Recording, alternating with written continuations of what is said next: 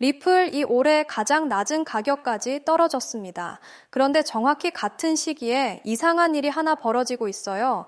리플을 많이 들고 있는 큰손 지갑의 수가 줄어들기는커녕 사상 최대로 불어났습니다. 값은 바닥을 기는데 큰손은 오히려 더 사 모은다. 상식적으로는 말이 안 되는 일이죠. 보통은 값이 빠지면 다들 같이 손을 터는데 말이에요. 리플 홀더, 여러분. 그래서 오늘은 차트가 아니라 지갑 속을 들여다보려고 해요. 큰 손들이 지금 무엇을 보고 이렇게 움직이는지 끝까지 보시면 그 이유를 알려드릴게요. 이쯤에서 솔직한 속마음 하나 짚고 갈게요. 차트가 빨갛게 물든 걸 보고 있으면 손절할까, 더 담을까, 그냥 버틸까. 하루에도 몇 번씩 마음이 왔다 갔다 하시죠. 오래 들고 계신 분일수록 이 고민이 더 무거우실 거예요. 그런데 이 고민의 진짜 답은 오늘 가격이 얼마냐에 있지 않아요. 큰 손들이 바로 그 가격에서 무엇을 하고 있느냐, 거기에 답이 있어요. 개미와 큰 손이 정반대로 움직이는 이 흔치 않은 순간을 오늘 처음부터 끝까지 차근차근 따라가 보겠습니다. 큰 손들 지갑 숫자부터 보고 갈게요. 33만 개, 리플을 10,000개 이상 들고 있는 지갑이 지금 33만 개를 넘어섰어요. 기록이 남은 이래로 가장 많아진 거예요. 10,000개라는 양이 적어 보일 수 있는데 절대 그렇지 않아요. 잠깐 사고 파는 작은 손이 아니라 제법 큰 자금을 굴리는 사람들 이야기예요. 값이 신저가를 기는 동안 개미들은 무서워서 파는데 이 큰 손 지갑 수는 거꾸로 계속 늘었어요. 리플 홀더 입장에선 이 숫자 하나가 빨간 차트보다 더 중요한 신호일 수 있어요. 두 개의 그림을 나란히 놓고 볼게요. 한쪽은 가격이에요. 올해 들어 크게 밀리면서 우리 돈으로 1,500원 안팎, 올해 가장 낮은 자리까지 내려왔어요. 길게 들고 계신 분들 마음 답답하신 거 충분히 압니다. 그런데 다른 한쪽 지갑을 보면 그림이 정반대예요. 같은 기간에 큰손 지갑 수는 줄기는커녕 사상 최대로 늘었거든요. 가격은 신저가, 큰손은 신고가. 정반대로 벌어진 이 간극이 바로 오늘의 핵심이에요. 원래 이 둘은 같이 움직여야 정상인데 지금은 완전히 따로 놀고 있어요. 왜 이런 일이 벌어지는지 한 겹씩 풀어볼게요. 가격이 길게 빠지면 대부분의 개인은 무서워집니다. 더 빠질까봐 불안하고 본전 생각에 속이 타고 결국 바닥 근처에서 던지게 돼요. 사람 마음이 원래 그래요. 그럼 그 던진 물량을 누가 받느냐? 바로 큰 손들이에요. 공포에 쏟아진 매물을 조용히 받아서 차곡차곡 쌓아둡니다.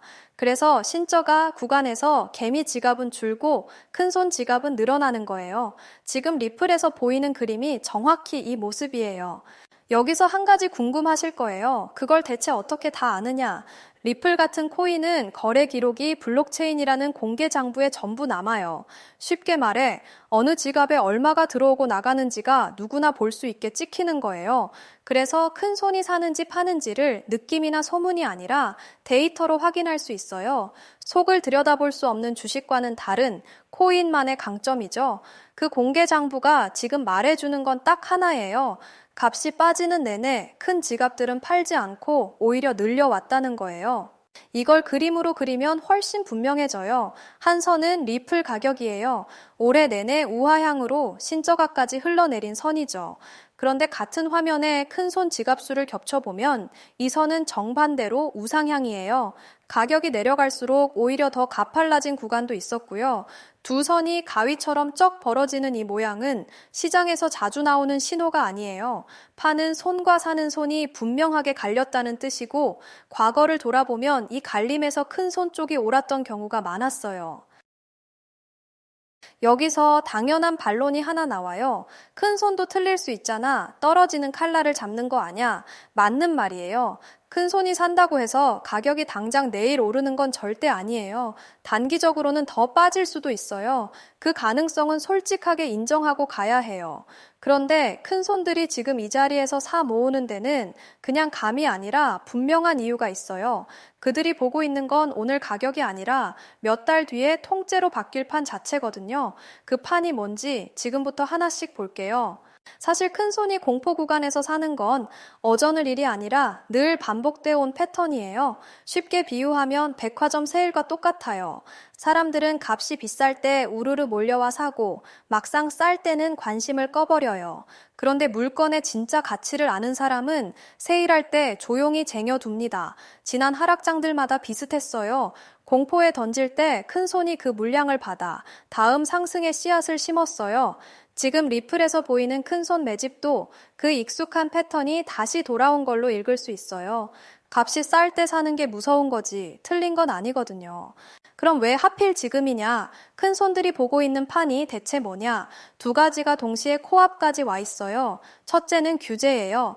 미국에서 코인의 법적 지위를 또렷하게 정해주는 법안이 상원 표결 딱 한 걸음 앞까지 왔어요.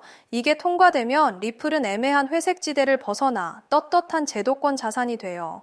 둘째는 기관 자금이에요. 리플을 담는 정식 펀드로 이미 우리 돈 약 2조 원에 가까운 돈이 들어왔어요. 큰손들은 이 두 가지가 완전히 확정되기 전에 미리 담고 있는 거예요. 모두가 아는 뉴스가 된 다음엔 이미 가격이 올라 있을 테니까요. 먼저 본 사람이 먼저 움직인다. 지금 벌어지는 일이 딱 그거예요. 흩어져 보이던 조각들을 시간 순으로 한 자리에 모아 볼게요. 값은 올해 내내 흘러내려 신저가를 찍었어요. 이건 누구나 보는 표면의 이야기죠. 그 아래에서는 큰손 지갑이 사상 최대로 불어났고 정식 펀드로 기관 자금이 들어왔고 규제 법안이 마지막 한 표 앞까지 다가왔어요. 따로 떨어져 보이던 이 일들이 사실은 한 지점을 향해 모이고 있어요. 가격이 가장 조용할 때 바로 그 밑에서 새 판이 깔리고 있는 거예요. 규모로 감을 한번 잡아드릴게요. 약 2조 원.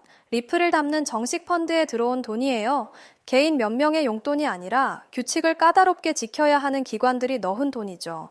기관은 분위기나 소문으로 움직이지 않아요. 검토에 검토를 거쳐서 오래 두고 봐도 괜찮겠다고 판단했을 때 비로소 들어와요.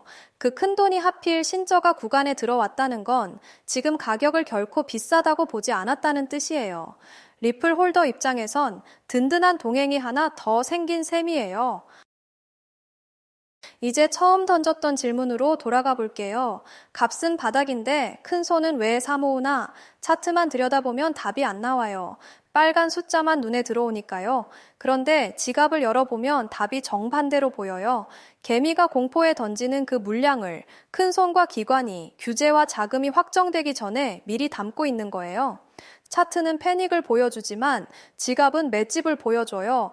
그러니까 가격이 안 움직인 게 아니라 더 중요한 게 먼저 움직인 거예요. 값은 늘 이 맷집을 한참 뒤에야 따라왔거든요. 물론 장밋빛 얘기만 드리면 안 되겠죠. 코인은 변동성이 큰 자산이에요.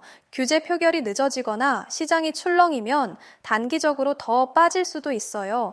하지만 그 출렁임은 이야기가 끝났다는 신호가 아니에요. 우리가 봐야 할 건 하루치 가격이 아니라 큰 손 지갑과 기관 자금이 계속 늘고 있느냐예요. 그게 늘어나는 한 중간중간의 하락은 구조를 깨는 게 아니라 그저 지나가는 파도일 뿐이에요. 그래서 두 분께 나눠서 말씀드릴게요.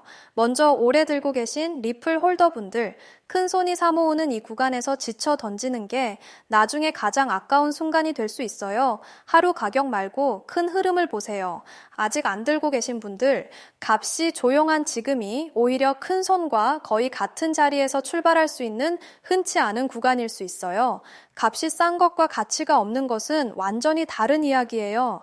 이 둘을 헷갈리면 가장 중요한 자리를 놓치게 됩니다. 정리하면 앞으로 리플에서 우리가 봐야 할 신호는 일일 가격이 아니에요.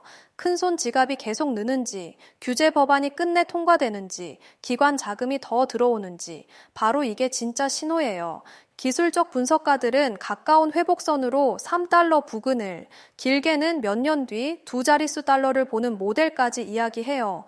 다만 정확한 목표가나 들어갈 자리는 사람마다 사정이 달라서 영상에서 숫자로 딱 잘라 단정하긴 어려워요. 중요한 건 이 신호를 남들보다 먼저 읽는 사람이 앞서간다는 거예요. 가격은 언제나 그 결과로 뒤늦게 따라오는 그림자일 뿐이고요. 여기까지 따라오셨으면 이제 그림이 보이실 거예요. 리플은 지금 개미가 공포에 던지는 물량을 큰 손과 기관이 규제와 자금이 확정되기 전에 미리 담는 구간이에요. 값이 조용한 건 끝이 아니라 더 중요한 변화가 먼저 일어나고 있다는 신호예요. 오늘 리플 복구 구조까지 왔는데 사실 구독자님 본인 평단과 손실률에 따라 복구까지 필요한 시나리오가 개인별로 달라집니다. 여기까지 영상으로 다 다루기엔 개인 변수가 너무 많고 유튜브 정책상 개별 수익 예측은 직접적으로 언급하기가 어려운 점 양해 부탁드립니다. 대신 저희가 운영하는 타점의 신 커뮤니티, 리플 손실 복구 프로젝트에서 그 구조를 같이 다루고 있습니다. 설명란 고정 댓글 링크에서 신청 페이지 열어보시고 원하시는 자료 선택하시면 됩니다. 무료 전자책과 AI 포트폴리오, 실시간 분석도 같은 페이지에서 함께 받으실 수 있습니다. 리플 홀더 여러분, 혹시 이런 생각 드시죠? 다들 어떻게 이 하락장에서 복구하고 있는 거지? 나만 이대로 물려서 손 놓고 있는 건가?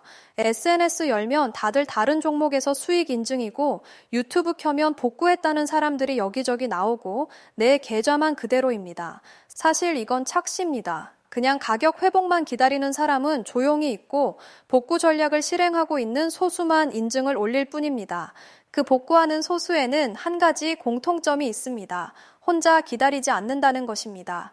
저희 타점의 신 커뮤니티, 리플 손실 복구 프로젝트가 바로 그런 곳입니다. 화면 보십시오. 올해 2월부터 172번 매매해서 172번 전부 수익, 승률 100%, 누적 수익률 2050%, 변호사 공증 완료. 이 숫자는 한 명의 감이 아니라 검증된 기준으로 매매하기 때문에 나오는 결과입니다. 리플 이 회복하는 동안 다른 곳에서 수익을 만들어서 손실을 메우는 구조입니다. 나만 안 되는 게 아닙니다. 혼자 기다리면 안 되는 일이었던 겁니다. 고정 댓글에 있는 링크를 통해 무료로 신청해 두세요. 검증된 매매를 그대로 따라오시기만 하면 됩니다. 리플 복구를 혼자 기다리지 마시고 같이 메워나가시길 권합니다. 이런 분석이 도움이 되셨다면 구독, 좋아요 꼭 부탁드리고 영상 설명란과 고정 댓글에 있는 내용도 꼭 확인해 주세요.